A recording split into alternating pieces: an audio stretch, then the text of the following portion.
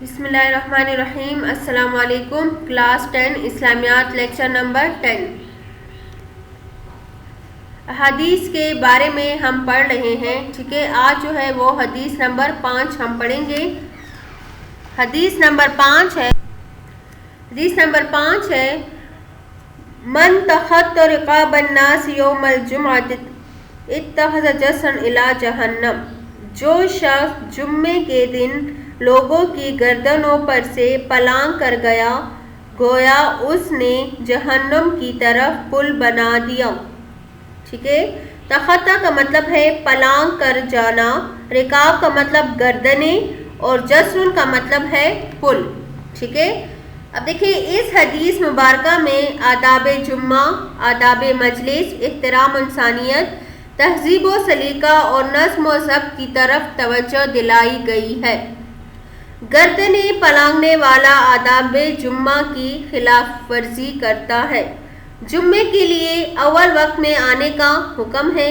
حضرت ابو ہریرہ رضی اللہ تعالیٰ عنہ کی روایت ہے کہ نبی کریم صلی اللہ علیہ وسلم نے فرمایا، جو شخص جمعے کے دن غسل کرے پھر اول وقت مسجد میں جا پہنچے تو گویا اس نے ایک اونٹ کی قربانی کی، جو دوسری ساعت میں پہنچا اس نے گویا گائے کی قربانی کی، اور جو تیسری ساعت میں پہنچا تو گویا اس نے سنگ والے منڈے قربان کیے۔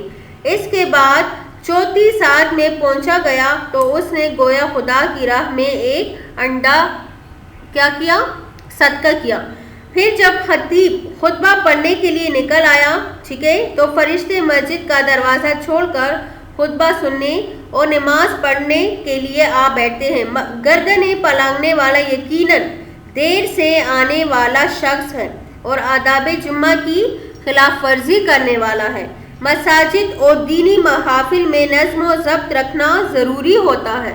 نظم و ضبط یہ ہے کہ ہر آدمی اپنی اپنی جگہ پر بیٹھا رہے، کوئی کسی دوسرے کو تنگ یا پریشان نہ کرے، ٹھیک ہے نا۔ مگر گردنیں پلانگنے والے کا عمل جو ہے وہ سراسر بدنظمی کا مظاہرہ ہے۔ اس لیے نبی کریم صلی اللہ علیہ وسلم نے فرمایا، جو شخص جمعے کے دن لوگوں کی گردنوں پر سے پلانگ کر گیا تو گویا اس نے جہنم کی طرف پل بنایا۔ مطلب یہ ہے کہ گردنیں پلانگ کر آگے جانا بہت ہی برا عمل ہے، ایک بہت بڑا جرم و گناہ ہے۔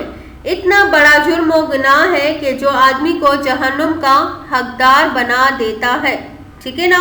حضرت سلمان رضی اللہ تعالیٰ عنہ فرماتے ہیں کہ نبی کریم صلی اللہ علیہ وسلم نے فرمایا، جو شخص جمعے کے دن نہایا دھوئے اور اپنے صاف کپڑے پہنے، ٹھیک ہے، اور پھر مسجد میں جا پہنچا اور دو آدمیوں کو ایک دوسرے سے نہیں ہٹایا بلکہ جہاں جگہ ملی وہیں خاموشی سے نماز سنت وغیرہ ادا کی جو بھی اللہ نے اس کے حصے میں لکھ دی تھی، پھر جب خطیب منبر پر آیا تو خاموشی سے بیٹھا رہا، ٹھیک ہے، تو ایسے شخص کے وہ سارے گناہ بخش دیے جائیں گے جو ایک جمعے سے لے کر دوسرے جمعے تک اس سے سرزد ہوئے ہیں، ٹھیک ہے۔ تو دیکھیں آداب مجلس کا خیال رکھنا کیا ہے، اس سے گناہوں کی مغفرت بھی ہوتی ہے، ٹھیک ہے نا، اور کیا ہوتا ہے، انسان جو ہے جہنم کے عذاب سے بھی بچ سکتا ہے۔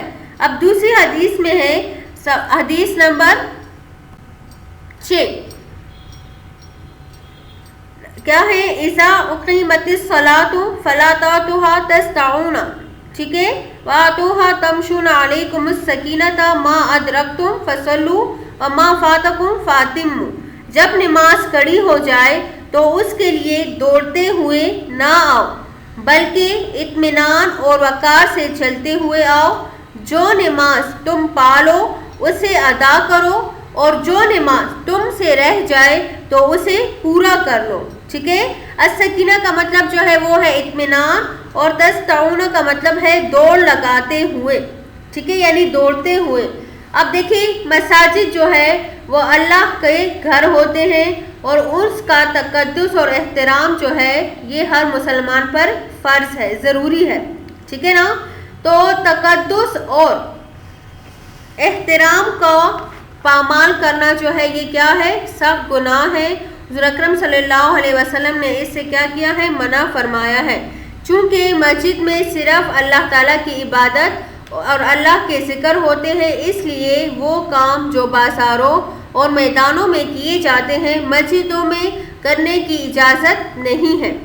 جن میں سے ایک کام جو ہے وہ ہے دوڑنا۔ مسجد میں دوڑنے سے منع فرمایا ہے۔ مسجد میں دوڑنے کے نقصانات کیا ہوں گے؟ پہلا نقصان تو یہ ہوگا کہ مسجد میں دوڑنے سے تقدس پامال ہوتا ہے، جس سے اللہ اور اس کے رسول صلی اللہ علیہ وسلم ناراض ہوتے ہیں۔ دوسرا نقصان یہ ہے کہ تکبیر اولا یا رکعت لینے کے لیے آدمی بے تحاشا دوڑتا ہے، جس سے اس کے گرنے اور چوٹ لگنے کا احتمال ہوتا ہے، اور آج کل تو ویسے بھی بہت احتمال ہے، کیونکہ مساجد کے تمام فرش جو ہے وہ سارے پھسلنے والے ہوتے ہیں۔ تیسرا جو ہے، دوڑنے سے پاؤں کی آواز پیدا ہوتی ہے، جس کی وجہ سے دوسرے بے نمازی جو ہے وہ متوجہ ہوتے ہیں اور ان کے خشوع خضوع میں خلل پیدا ہوتا ہے۔ اس لیے حکم ہوا کہ مسجد میں جماعت کے لیے تیز رفتاری سے نہ جاؤ، ٹھیک ہے؟ تیز رفتاری سے جاؤ مگر دوڑنا کیا ہے؟ دوڑنے سے منع فرمایا ہے۔ کوئی رکعت حاصل کرنے کے لیے دوڑو نہیں، آرام سے اطمینان سے چلو، ٹھیک ہے؟ جتنی رکعتیں مل جائیں تو اس کو کیا کرو؟ وہ پڑھ لو، اور جو رہ جائے اس کو کیا کرو؟ اس کو مکمل کر لو، ٹھیک ہے نا؟ تو اب دیکھیں اس میں بھی جو ہے، اس حدیث میں بھی آداب مسجد کے آداب جو ہے وہ کیا ہوئے ہیں؟ بیان ہوئے ہیں، ٹھیک ہے؟ کہ مسجد جو ہے وہ اللہ کا گھر ہے، اور اس کا تقدس اور احترام جو ہے وہ ہر ایک کے لیے کیا ہے؟ ضروری ہے، ٹھیک ہے؟ تو یہ دو احادیث بھی جو ہے آپ لوگ کی مکمل ہوگی، یہ بھی آپ لوگ یاد کر لیں۔ والسلام، شکریہ۔